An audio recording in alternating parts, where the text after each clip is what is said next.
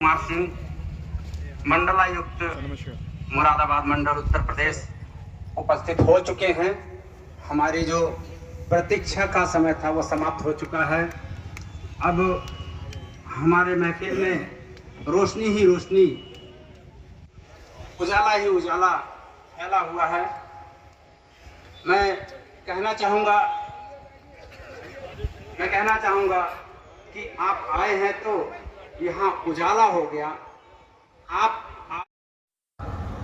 तो शायद जब अम्बेडकर पार्क जब आरंभ हुआ तब से लेकर आज तक नहीं किया गया, तो उसका यहाँ पर एक वादा किया गया था, उस वादे को पूरा किया गया। 14 अप्रैल को जितना भी जो ये कार्य बचा है ये सारा निबट जाएगा और 14 अप्रैल को आदरणीय अमर सिंह जी जो होंगे तो उनको ये लगेगा कि हाँ, अम्बेडकर पार्क एक अलग रूप में आप लोगों के सामने है। और हम रामपुर के ही मात्र अम्बेडकर पार्क की बात नहीं करें। अगर हम नगर विधानसभा क्षेत्र के दनियापुर फतेहपुर में जाएंगे, वहां पर हमने पिछले साल अम्बेडकर पार्क एक नया बनवाया था और इस साल मेरी कोशिश है कि 14 अप्रैल से पहले वहां पर मूर्ति की स्थापना भी वहां कर दी जाए। भंडपुरा गांव की अगर बात करें तो वहां पर जो अम्बेडकर पार्क है वहां पर हमने टीन शेड का और पूरा जो मैदान था उसको इंटरलॉक टाइलों से कवर किया जा रहा है। उसको भी हम 14 अप्रैल से पहले पूरा करा लेंगे। कल्याणपुर पट्टी की बात करें, वहां पर भी लोगों की दिक्कत थी, जगह वहां खाली एक पड़ी हुई थी, तो उनकी मांग थी कि वहां पर भी टीन शेड डलवाया जाए और वहां पर भी अम्बेडकर जी की मूर्ति लगाई जाए। तो उसके लिए भी हमने अनुमति दिलवाकर और उस पर भी काम शुरू कर दिया है। ईश्वर ने चाहा तो 14 अप्रैल से पहले अपने नगर विधानसभा में कम से कम 5 अम्बेडकर पार्क जो है वो आप लोग सबको समर्पित कर दिए जाएंगे। विधायक श्री आकाश सक्सेना जी, साजादी निगहत भी और महेश सागर जी सहित सभी आयोजकगण, सभी सम्मानित उपस्थितगण, मैं सबसे पहले तो देरी के लिए क्षमा चाहूँगा। हम लोग एक प्रोग्राम में पहले ही वहाँ अटक गए थे, करीब 1.5 घंटे वहाँ पे विलम्ब हो गया। मैं संत रविदास को अपनी तरफ से श्रद्धा सुमन अर्पित करता हूँ। सिखों का सबसे पवित्र ग्रंथ है गुरु ग्रंथ साहिब।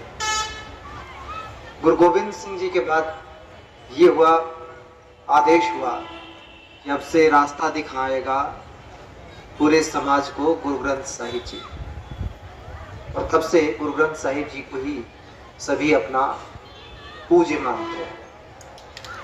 गुरु ग्रंथ साहिब जी में संत रविदास के बहुत सारे पद और दोहे शामिल हैं। मैंने सिर्फ बात आपको इस बात के लिए बताई कि संत रविदास की जगह कहाँ है। तो आप देखिए कि बनारस के गंगा किनारे के घाट पर जूता सिलने वाला जाति का एक जमात, आप इस बात का अंदाजा लगाइए, जो आज आप जाके वहां देखेंगे तो आज तो वहां पर बनारस हिंदू यूनिवर्सिटी खड़ी है, उसके थोड़ी दूर पर वो जगह पड़ती है जहां संत रविदास जूता सिलने का काम करते थे। लेकिन उस दौर के हिसाब से देखेंगे, पुराने शहर के बसावट के हिसाब से, तो वो शहर के बाहर एरिया पड़ता है। मतलब संत रविदास समाज के लिए अछूत रहे होंगे या समाज के अंदर नहीं रह सकते होंगे, इसलिए वो बाहर थे। और उस व्यक्ति ने कोई आंदोलन नहीं चलाया और पूरा समाज धीरे धीरे संत रविदास के इर्द गिर्द सिमटने लगा। एक दौर ऐसा आया कि संत रविदास बहुत सारे लोगों के गुरु बने, और ये भी कहते हैं कि मीराबाई भी उनसे दीक्षा लेने आई थी। सोचिए, मीराबाई कौन? एक रानी, वो भी राजस्थान की। वो संत रविदास का सुन के आई। संत रविदास के गुरु कौन? रामानंद, जो कबीर के भी गुरु थे। अब संत रविदास की जो जिंदगी है, अगर ओवरऑल देखें तो इतनी सी है। उसके बाद क्या है संत रविदास से सीखने का, और वही सबसे बड़ी चीज है। गुरु ग्रंथ साहिब में संत रविदास आए क्यों? इसलिए आए कि उन्होंने जो बात कही वही कॉमन है। सनातन परंपरा, जिसको सामान्यतः लोग खांचे में बांटने की कोशिश करते हैं, सनातन क्या है? सनातन वो है जो सदियों से चला आ रहा है। तो उसमें क्या कोई एक सा धर्म है? जो उसका हिस्सा हुआ, जो उसकी सरजमी पर पला बढ़ा, वो सब सनातन का हिस्सा हो गया। आप अगर इतिहास उठाकर देखें तो वेद आए, वेद के बाद उपनिषद आए, पुराण आए, पुराणों से ठीक पहले जैन आए, जैन के बाद बुद्ध आए, फिर वापस पुराण आए, फिर एक लंबी धारा चली और संत कबीरदास से लेके संत रविदास, उसके पहले गुरु नानक, दादू, दरिया, इन सारों लोगों ने वो नहीं कहा जो उस समय समाज में चल रहा था। उन्होंने वो कहा जो जरूरी था और जो सही था।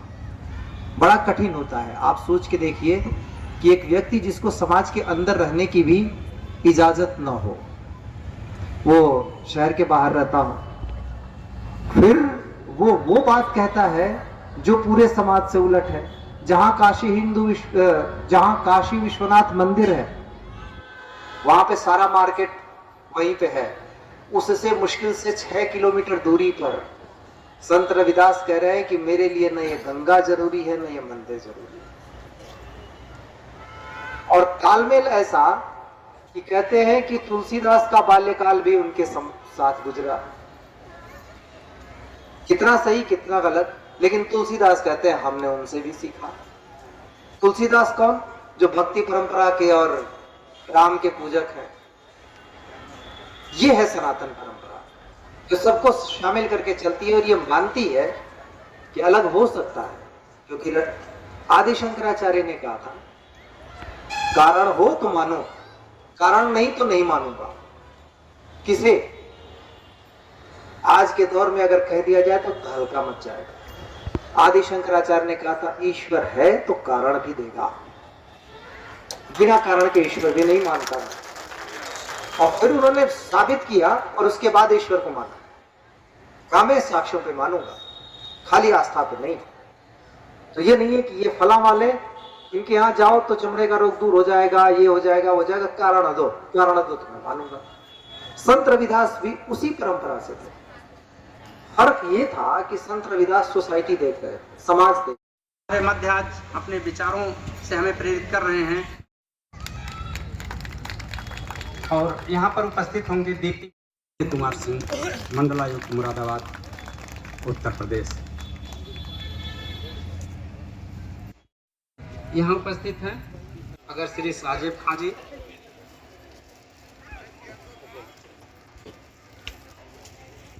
अपना स्थान स्थापित करना ये बहुत बड़ी